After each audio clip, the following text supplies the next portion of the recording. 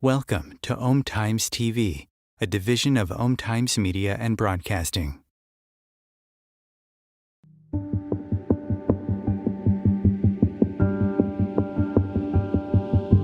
If you're looking for visionary conversations that push the boundaries of everything you thought you knew, welcome to Conversations Beyond the Cutting Edge, where every month, veteran broadcaster, author, and media consultant Sandie Sedgbeer invites two leading authorities from distinctly different fields to engage in a deep dialogue focusing on the latest discoveries, information, and insights on some of today's most provocative metaphysical topics. Here's your host, Sandie Sedgbeer.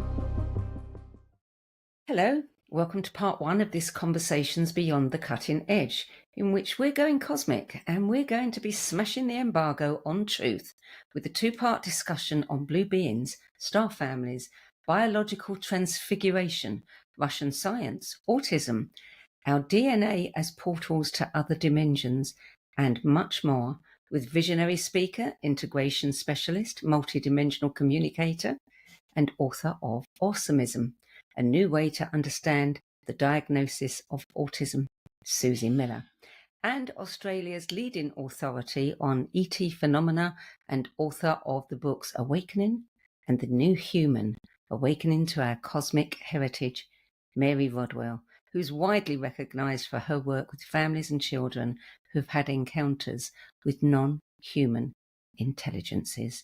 Mary Rodwell, Suzy Miller, welcome. Thanks for Lovely having to be us. with you, Sandie. So a little bit of background on you both, just to, get started. Mary, you're a former nurse and midwife. You became a hypnotherapist, a counsellor, author, and founder and principal of ACERN, Australian Close Encounter Resource Network, and co-founder and co-director of the Dr. Edgar Mitchell Foundation for Research into Extraterrestrial Encounters. Before I move on to introduce Suzy, tell us a little bit about how you got here and the overshadowing experience that changed everything for you. Well, to encapsulate the journey from when I was a nurse and a midwife, and I can tell you right now that if you'd told me 45 odd years ago, or more than that now, that one day I'd be traveling the world talking about UFOs and ETs, I'd have probably sent you to the nearest psychiatrist. So it's been quite a journey. But I think the one thing that seems to bind us all is that seeking for truth. And the more that we go through life, I think that is the motivator.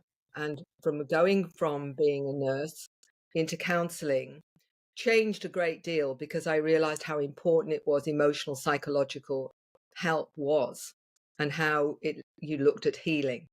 So for me, going into counseling, hearing a range of human experience, particularly when I went into grief and bereavement counseling, where you've got someone facing their mortality, seeking is the life after death. So all those kinds of extra journeys that I was making as a human being took me more and more into more of the multidimensional nature of reality. But I think the most crucial was not only recognizing by doing hypnotherapy that you could take people into not just this present life, but past lives, for example, and seeing the connection and journey of the soul was a revelation for me, because it opened up a huge avenue of not just lives on this planet, but lives on other planets as well.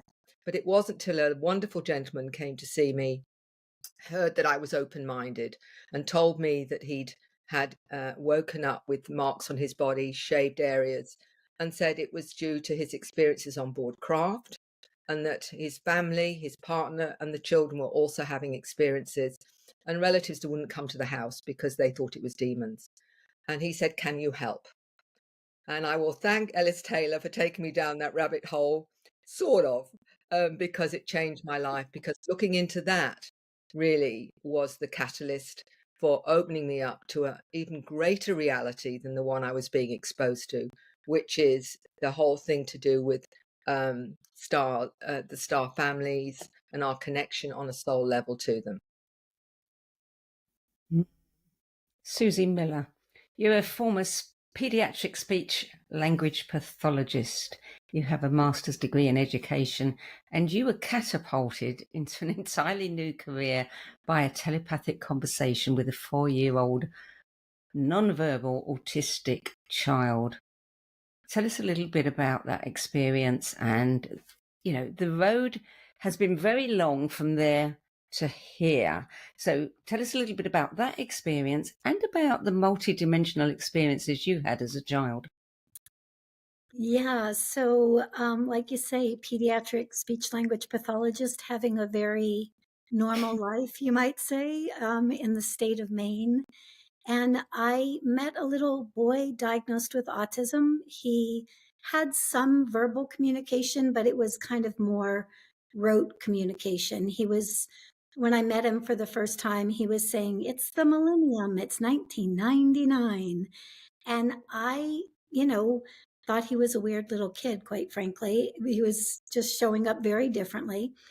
But what he did is he came right over to me on that very first day I met him. He looked me in the eyes and he said, "Master." And when he said the word master, something happened in my body. It was like there was some physical reaction to that word that was happening.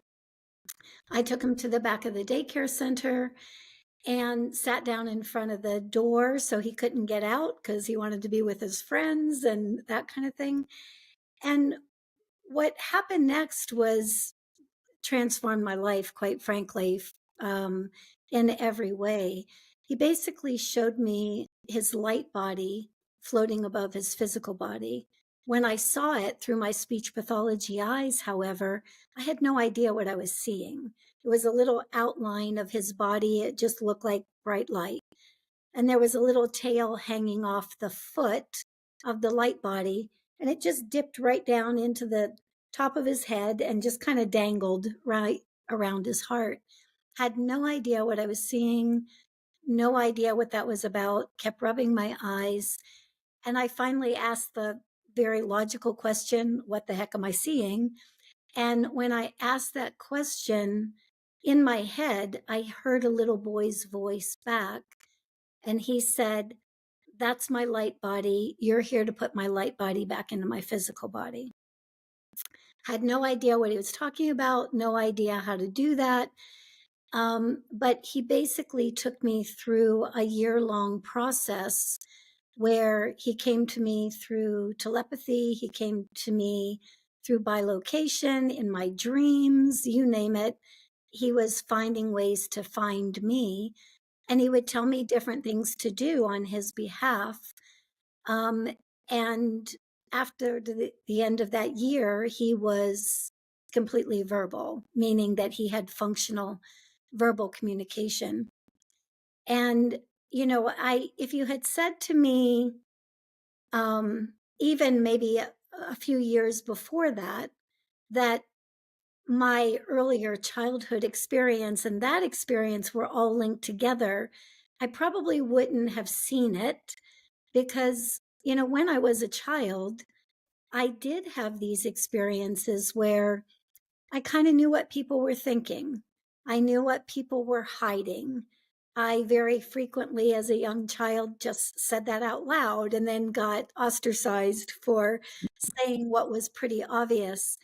I also had an experience when I was probably 7 or 8 where I felt compelled to go out in the front yard of our house, and I was looking up in the sky. And as I was looking up in the sky, I was, wondering where the children were. And I remember my mom coming outside and saying, "Susie, what are you doing? You're just staring up at the sky." And I said, "I'm waiting for the children."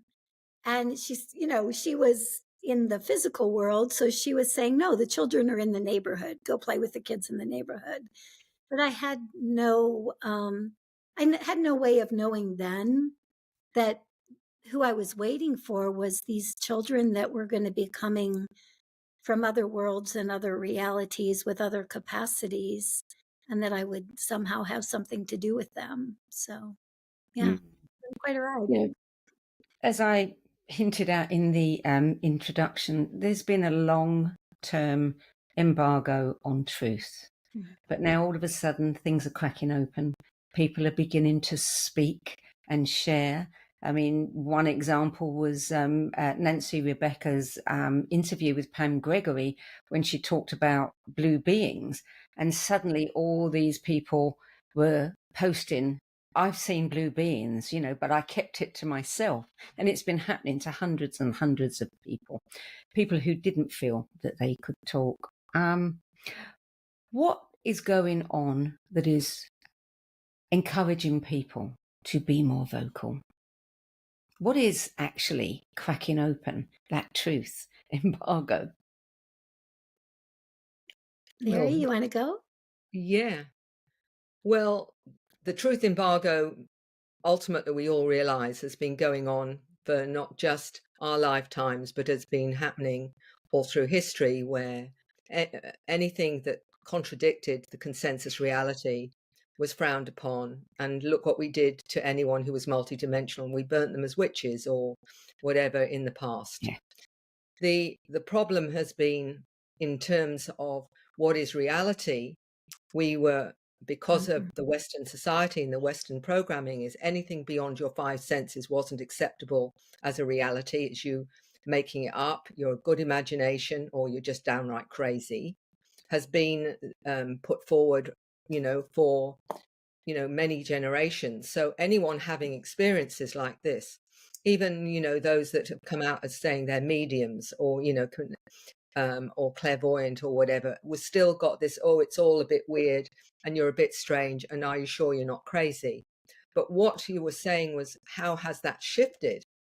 Simply because I think there's been a whole activation going on a level which I think is unstoppable now, in the sense, I've talked to people in their 60s, 70s, and 80s that said they would never have spoken about their experiences as a child because it would have been completely dismissed and they would have ended up probably in hospital. Whereas now they've got this immense urge to speak their truth. And I think it's because we're reaching a point in our consciousness that has been activated sufficiently for people to no longer hide and be afraid of saying their truth. And I think this is overwhelmingly what we call this awakening that's happening across the planet. And there are many factors, I think, as part of that.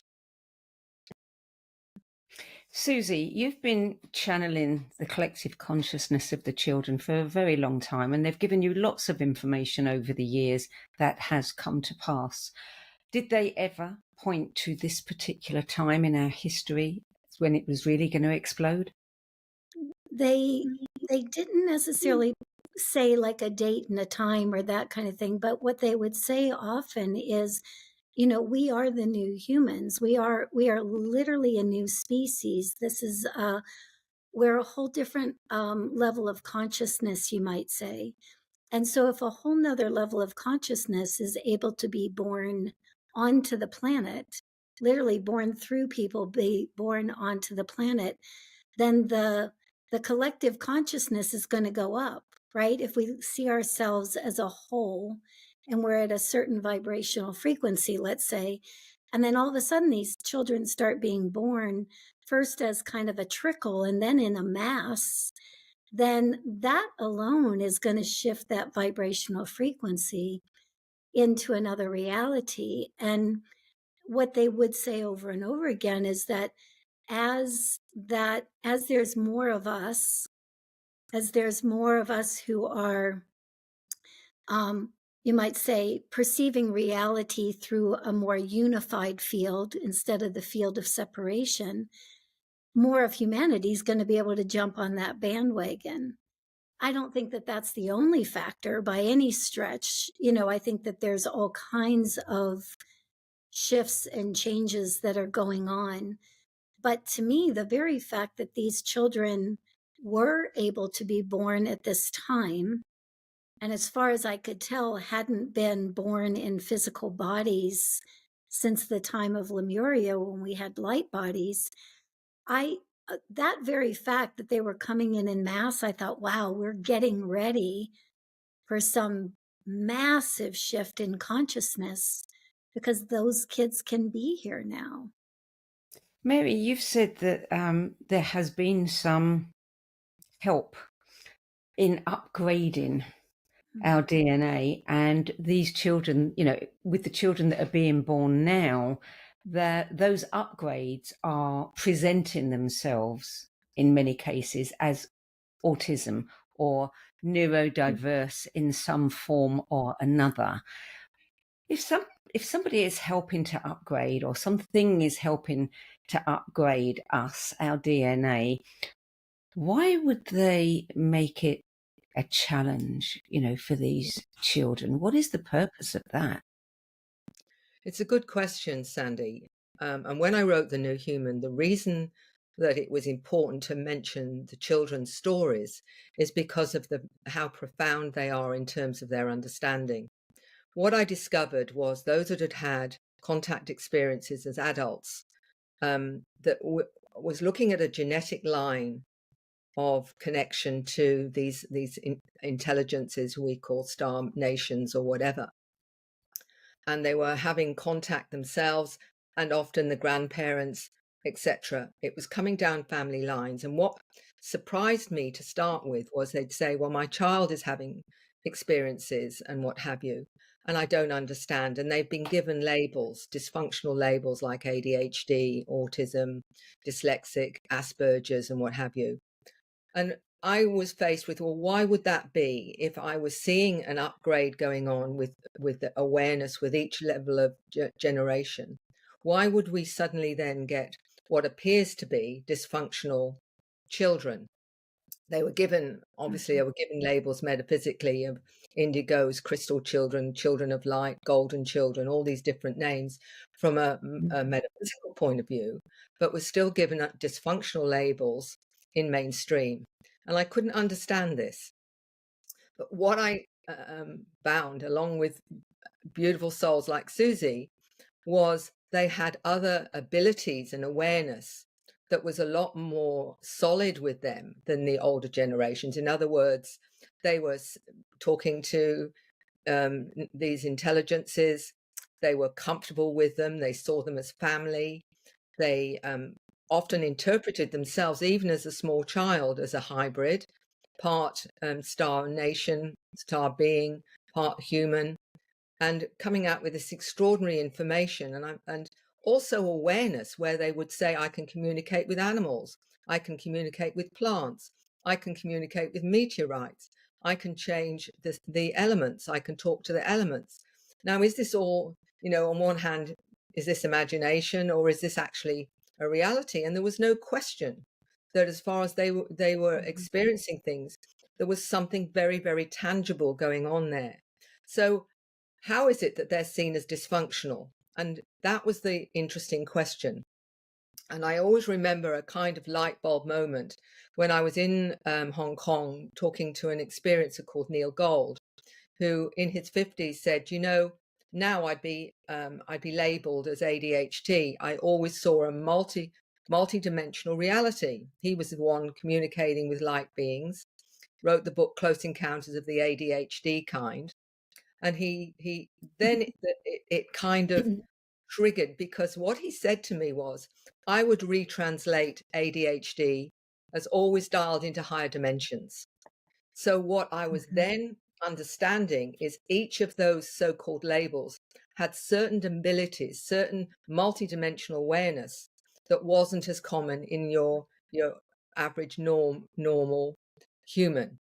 So, okay, so why make it difficult? The thing was that we have all been so programmed by the 3D matrix into denying our multidimensional abilities that I believe, these intelligences made it harder to program them.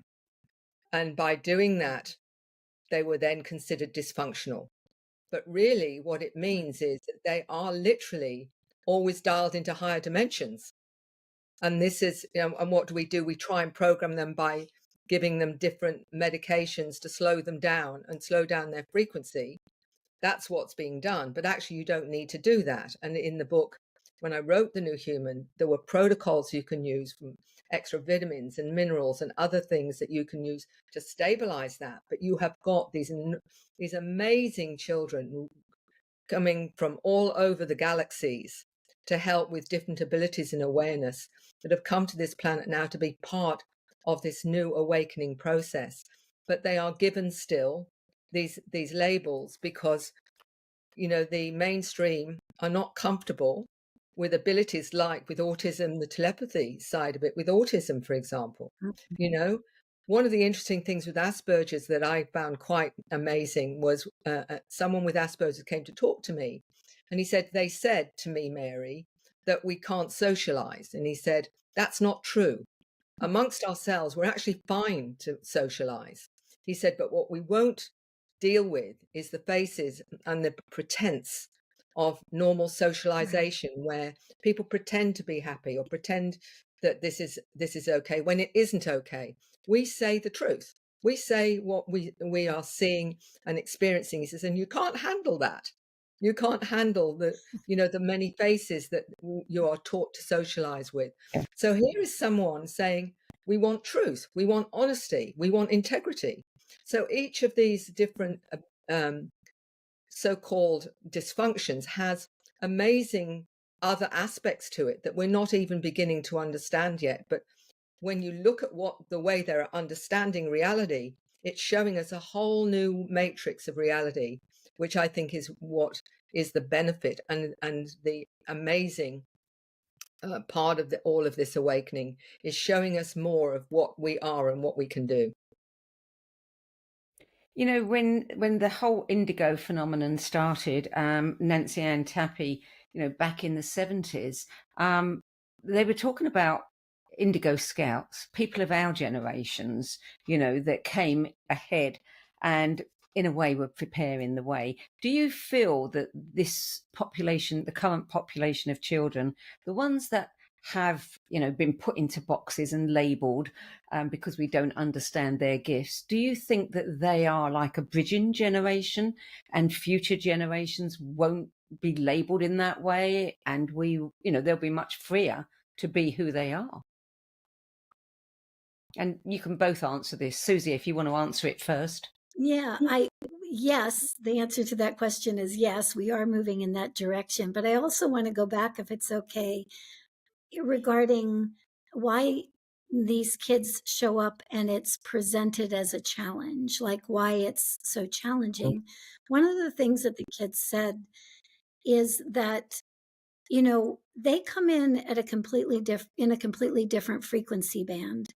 And the people that are identifying them as broken or needing of this, that, or the other thing are seeing them through a different lens altogether.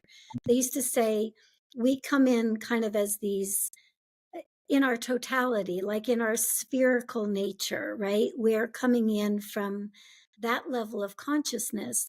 And then you have people who have been conditioned to a very linear level of consciousness, looking at something spherical and saying, I don't understand it. I don't understand what that is. So that must be broken.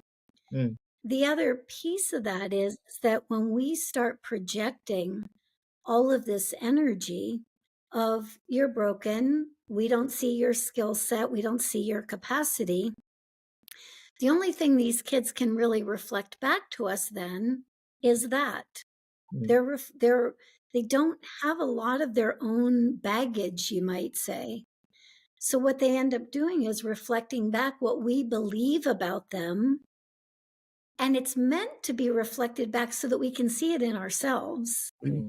But because we're as arrogant as we are, and because we're as linear as we are, we don't look at them through the eyes of curiosity. And we know this is true because the very moment that somebody who is a therapist or is a psychiatrist or psychologist or educator, whoever, physician, starts breaking through that kind of facade, like starts having curiosity, this same population shows those same individuals something completely different about themselves than the person that's seeing them through the lens of you're broken. Yeah. Yeah.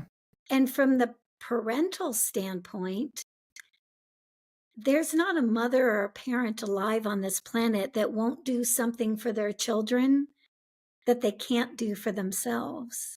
Mm, And so as this child is born to them and they don't understand, and parents will open up to telepathy. They'll mm, open up to the challenges that they've had in their own life that might have conditioned them out mm, of their own multidimensional capacity. So they're willing to work towards that.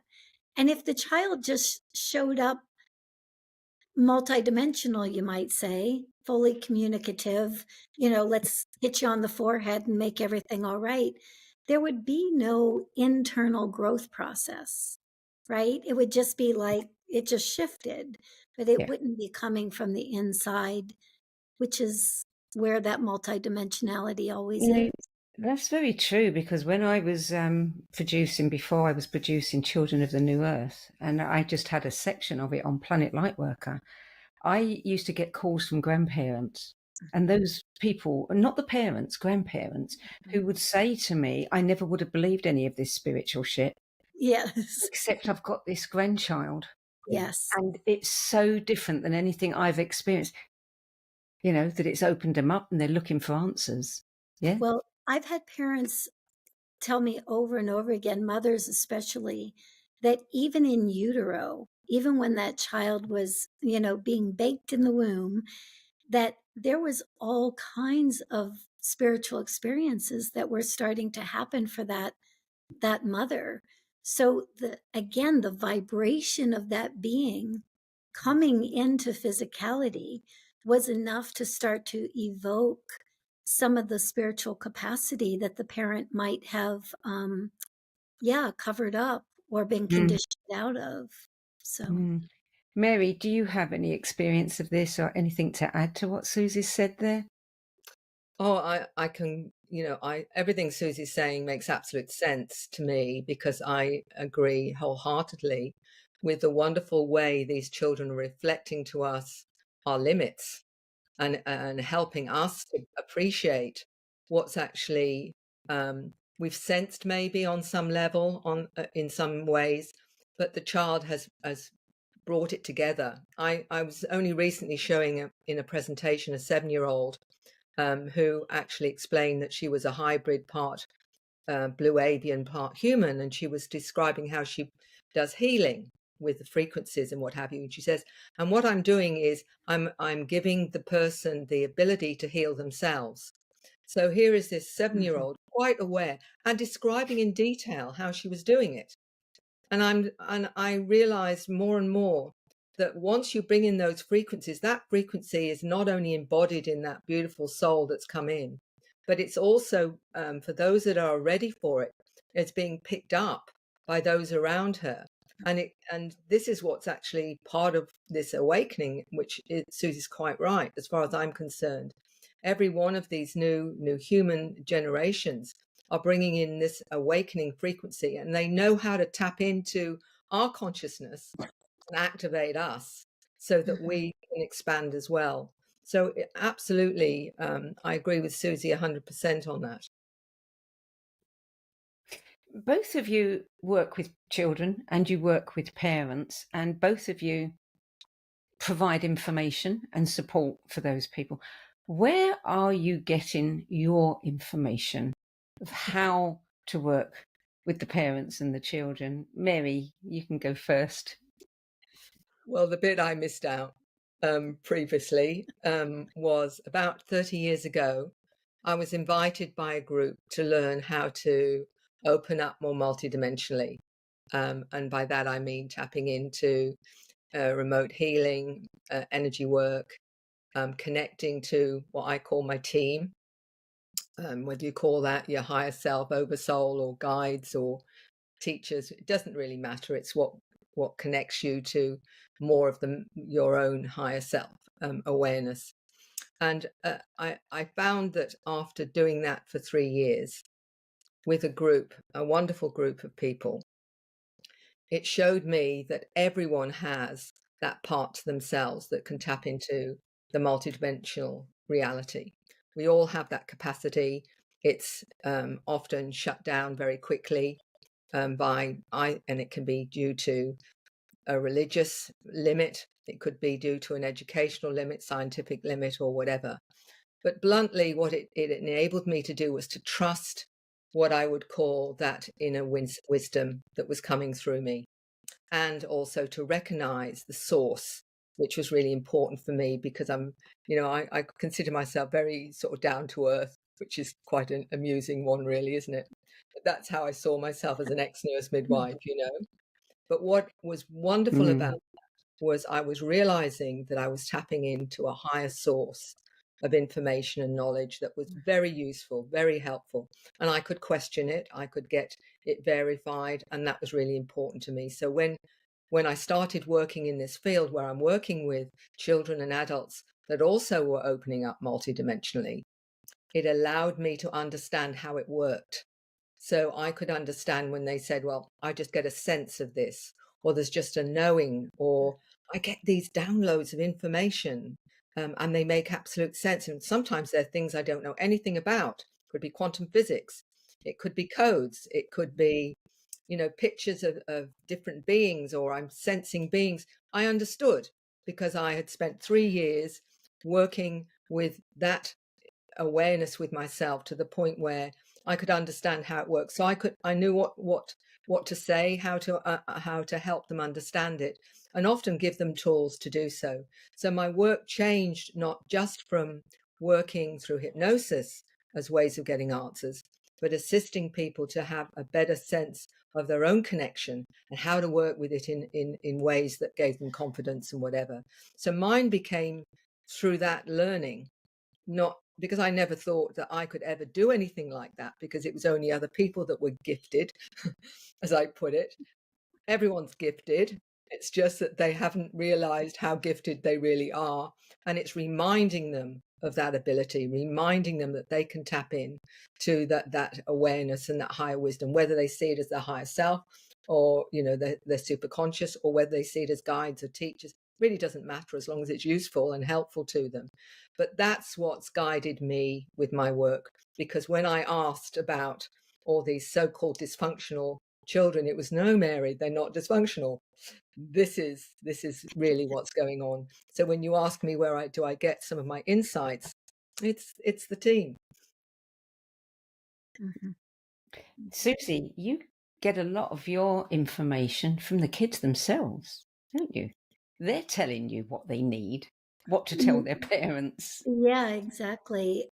Yeah, and again, kind of like right after Riley, what I don't very often say, in interviews is that whole year that Riley was coming back and forth and was kind of opening my consciousness back up. I think he was opening me back up to what I came with, but that I had suppressed.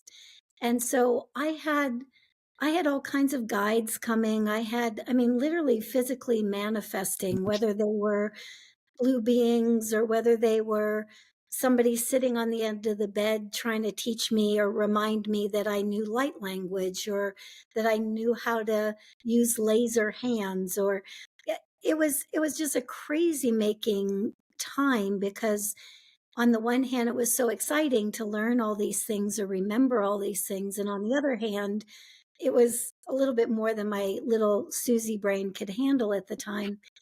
But over the years, what's happened is, and I only know this in retrospect, honestly, Sandie, but what I know now is that that field of consciousness that is the collective of these new children, that's a vast field of consciousness. That field of consciousness holds capacities you know that most human beings don't consider that are available to them.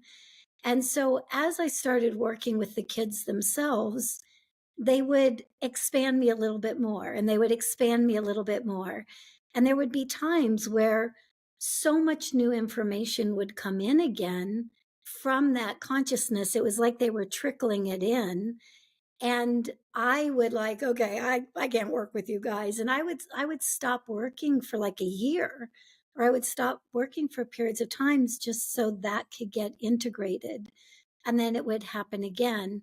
So I like that it kind of happened that way as well, because it's left no doubt in my mind that that consciousness can help humanity evolve. It's helped me evolve. It's helped me remember skill sets that I didn't know I had. And so, yeah, to your point, very often if I ask them and just say, okay, these are the questions that we have for you, they'll just tell me. They'll just tell me what the answer is. I give that to the parents. What's been trickier is, again, because the parents have a certain perception of who their child is or who their child is not, there's also needing to be a little bit of an education between what the kids are actually saying and what the parent is hearing. And so, helping people to shift that the way they see these children has also been a big part of that. But it's also what has had to happen for me as I've been working with them too. So yeah, the information does come from them for sure. I can't tell the difference anymore. Yeah. Well, we're going to take a short break now. You're listening to Conversations Beyond the Cutting Edge. I'm Sandie Sedgbeer, and smashing the embargo on truth with me today are founder and principal of Australian Close Encounter Resource Network and author of The New Human, Mary Rodwell, and integration specialist, CEO and founder of Blue Star Education and Research, and author of Awesomeism, A New Way to Understand the Diagnosis of Autism, Suzy Miller. Still to come, who are these kids? Where are they from? Why are they here? What do we need to know about science in Russia? And is our DNA really a portal to other dimensions? Stay tuned. Welcome to Om Times TV. Hello, I'm Sandie Sedgbeer, host of Om Times' flagship radio show, What Is Going On? And as an author, editor and 13 times book judge who's read thousands of books and interviewed hundreds of authors, I'm constantly asked what's really worth reading and what's not. So I created the No BS Spiritual Book Club to help you save time and money by picking the brains of discerning names who've walked this path before you. There's no catch, no fees and no BS. Just an ever-growing library of 10 best spiritual book lists from some of your favourite authors and teachers, plus free book excerpts, audios and video interviews with people like Don Miguel Ruiz Jr., David G., Lee Harris, Mark Nepo and more. From well-known classics to hidden gems you've never heard of, it's the only no BS guide to the best spiritual books to enlighten your journey of self-discovery. So why not join the club? Get inspired and save money at the nobsspiritualbookclub.com. Imagine becoming a super influencer. Reinvent yourself, invest in your brand, and then manifest your success with a robust spheric approach. Om Times Media and Broadcasting offers a unique and multifaceted way to become the spiritual and conscious influencer you deserve to be by putting your message across our powerful platform with its proven record of integrity and excellence. Through our produced shows, Om Times offers the opportunity to become a social media TV personality, a radio show host, an Om Times magazine columnist, and a syndicated podcaster, all in one shot. By live streaming your show on Om Times TV and broadcasting it across the extensive Om Times radio and TV networks, you become more than a host. You become an ambassador and a force for positive change. Om Times. Open yourself to the possibilities.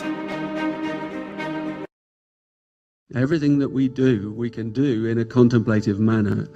Through the art of contemplation, you can use the gene keys in a really powerful way. Gene Keys is basically the code book of life. In the Gene Keys, the book is made up of these three levels: shadows, gifts, and cities. And the journey is through those three levels, kind of unpicking of the shadow states, the releasing of the gifts, and then the embodying of this higher consciousness called the city. And the cities are very exalted words. And it's not like we kind of suddenly are all these exalted Christ-like beings, but we have flashes and illuminations along the journey, and the more we get stuck into the journey, the more illumination comes to us, because the more we're releasing the light from in these codes inside our DNA. So all those revelations are inside us. So the contemplative way is the inner way.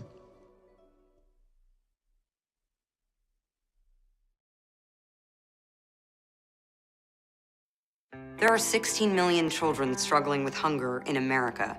That's 1 in 5 daughters, sons, neighbors, and classmates who don't know where their next meal is coming from. Yet billions of pounds of good food go to waste every year. It's time we do something about it. Feeding America is a nationwide network of food banks that helps provide meals to millions of kids and families in need. Visit feedingamerica.org to help them feed even more. Together, we can solve hunger. Together, we're feeding America. Welcome back. Mary Rodwell, Suzy Miller. I'd like to hear about some of your experiences with the kids, who they are, where they're coming from, what they can do and why they're here. And I know this is a vast topic and you've both had so many experiences with kids, but, you know, if we could keep it fairly brief, because we've got a lot of ground to cover in this show. Mary, would you like to start and tell us about some of the experiences, what you know about why they're here and where they come from? Well, Sandie, as you say, there have been many hundreds now of children that have talked to me about who they are and why they've come. And in this very room, to give your listeners a bit of an idea, is a young 8-year-old came into my room to tell me about his experiences. And by the way, the picture that you see, half of it anyway, on my wall, he immediately went up to that and said, I've been there. I see the planets. The planets are a bit bigger when I went past them. He talked about going into other galaxies through that particular Stargate. So I had that all interpreted in the space of a few minutes. He couldn't take his eyes off it. So he started to tell me, and I'll use this as the main one, is that he's incarnated from the mantis beings. The mantis are his ancestors. That when he goes on board craft, sometimes he evaporates. In other words, his consciousness goes into a mantis form. And he talked about going on board craft with 2 of his schoolmates. And he explained that when he goes on board, they're being taught how to complex information. And he described that there were other children. Some of them, I said, well, did they all look like, humans? He said some of them were like humans, but not exactly like humans because of big eyes. And he said, but we were taught to use our minds to do various things and taught very complex information. So I remember saying to him, complex information, can you tell me what some of that is? He said, no, it's too complex for you. And then he proceeded to tell me, I said, did you ever talk to the children that from your school that weren't up there with you? And he got very agitated and very upset. And he said, no, because he said, I couldn't talk to them. I wanted to, but Mum wouldn't let me. And then Mum piped in and said, well, I didn't want him, appearing strange or weird. So I was trying to protect him. So this gives you a bit of an overview of one child and their experiences and how they're trying to manage their multidimensional experiences with everyday life and what's expected of them as a human being. And that's pretty classic with many of them. I remember one 12-year-old explaining to me that when she goes into the classroom, she said the teacher's saying one thing, and if it's inaccurate, my blue guide and my friend tells me, don't listen to that. That's not accurate. This is what you need to know. Another one of 13 saying to, she said, my teacher is often, she said, talking about things and saying things to us, but what she's saying and what she's thinking are very different. And often what she's thinking isn't very nice. That will give you a bit of an overview of how it is for these amazing children that can tap into your energy, tap into what's going on with you, your motivation. And this is the problem for them, is living in a world where so much isn't coming from a truthful place and an honest place. So that's what comes over time and time again, is the disparity between their reality and the reality they're taught is the one they should accept. Susie.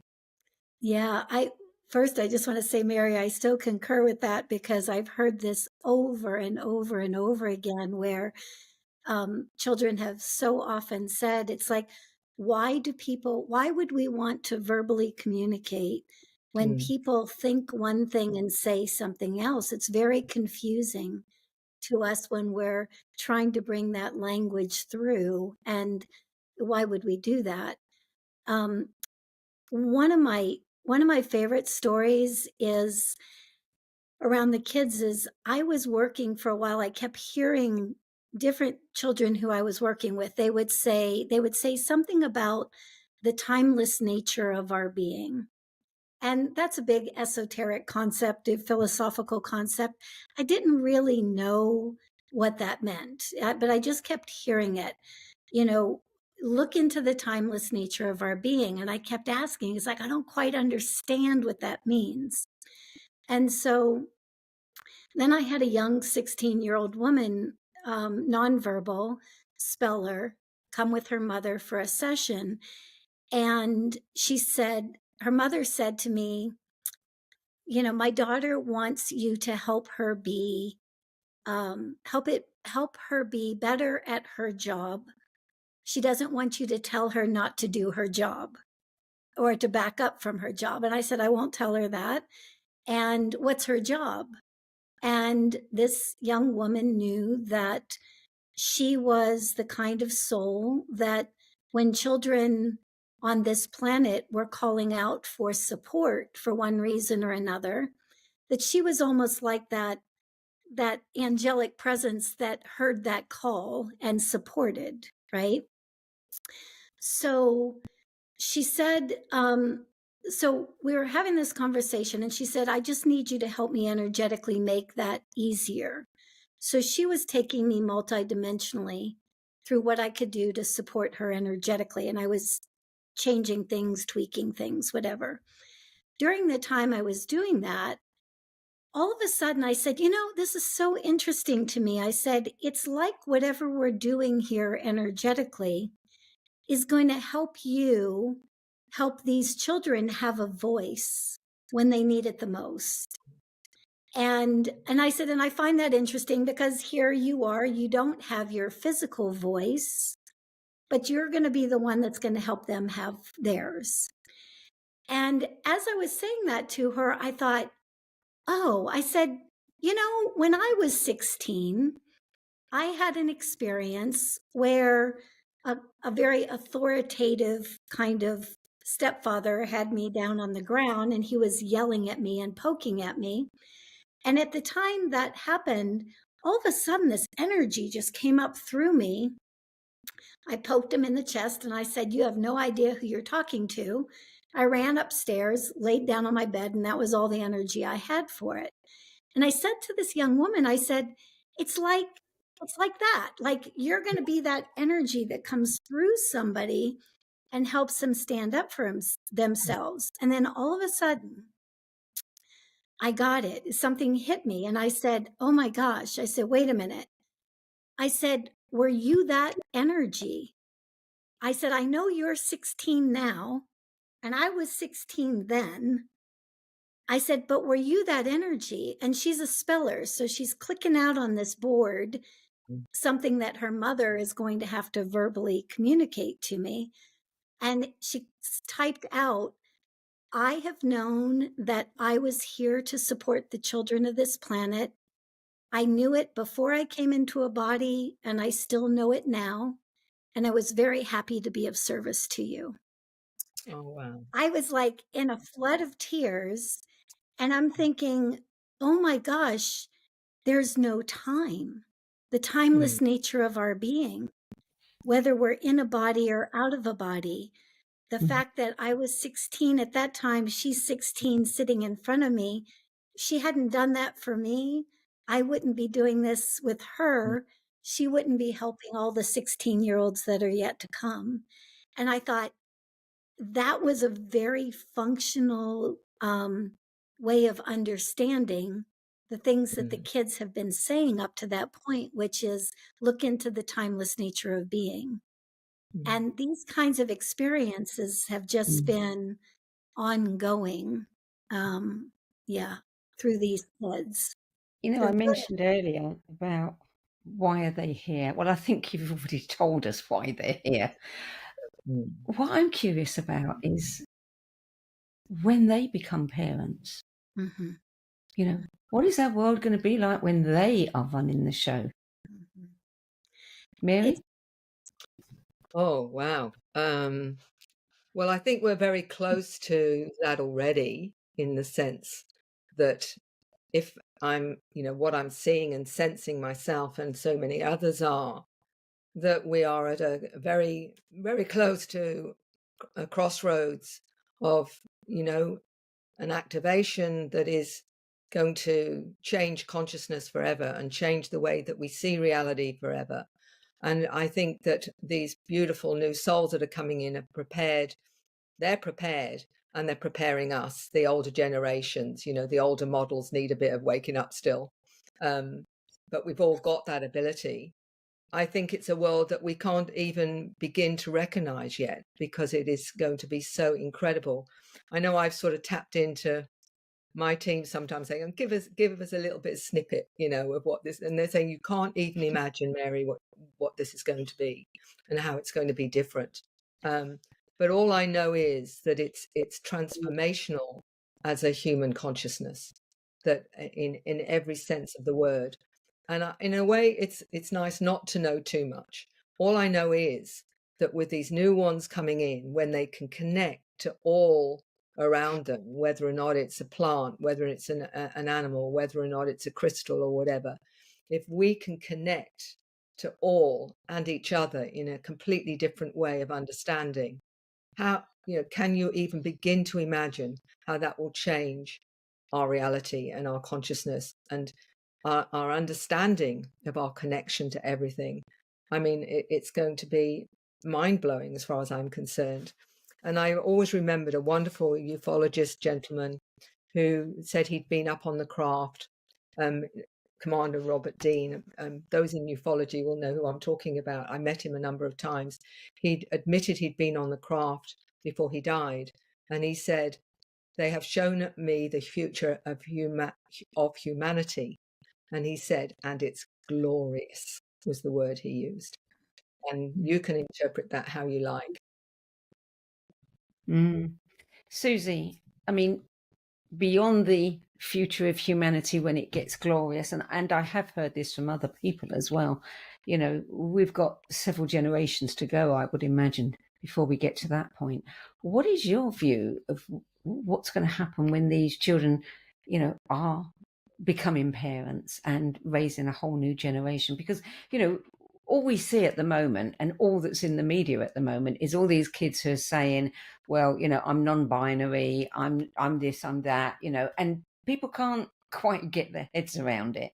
So, how does that unravel when those kids are sort of in their 20s and 30s and thinking about possible procreation? Mhm.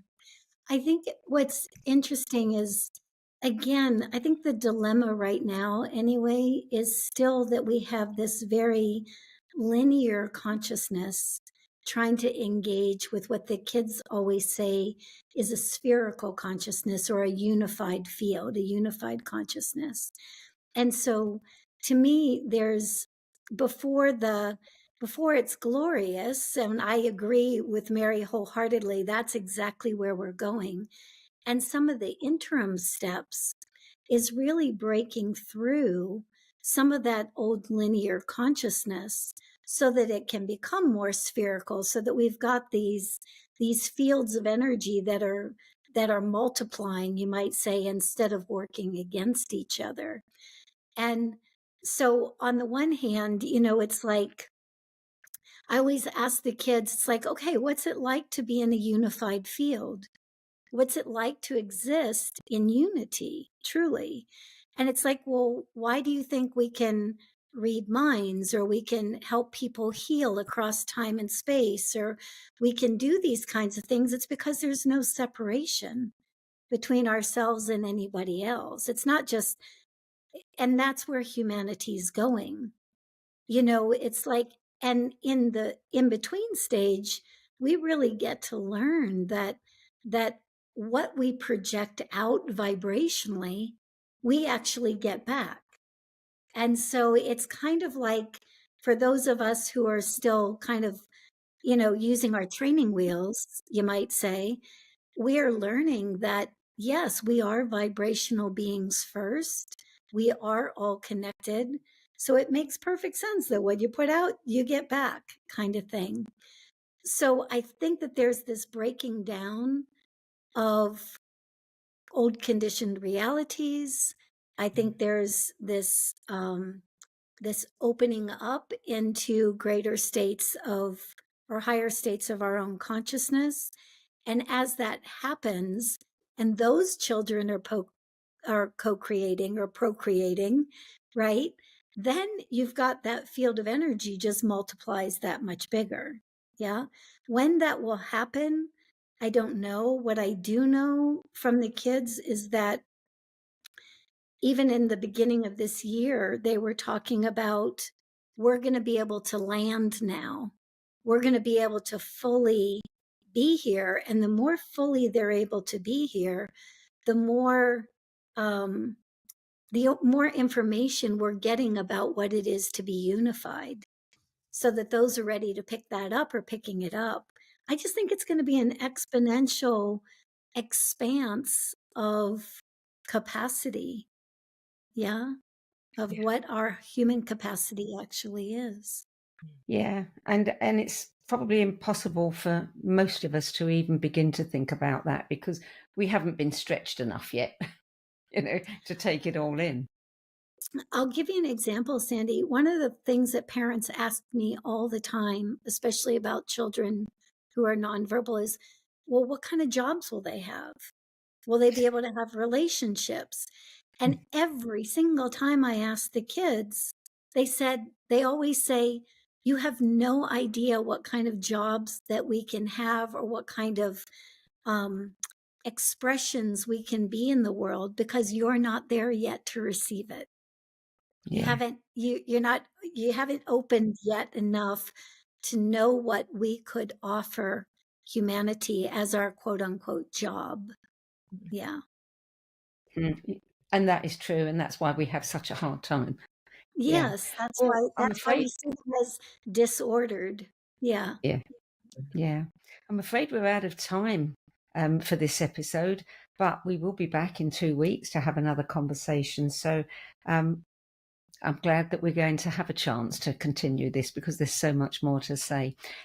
We haven't even touched yet on Russian science, genetic engineering, DNA as portals to other planets.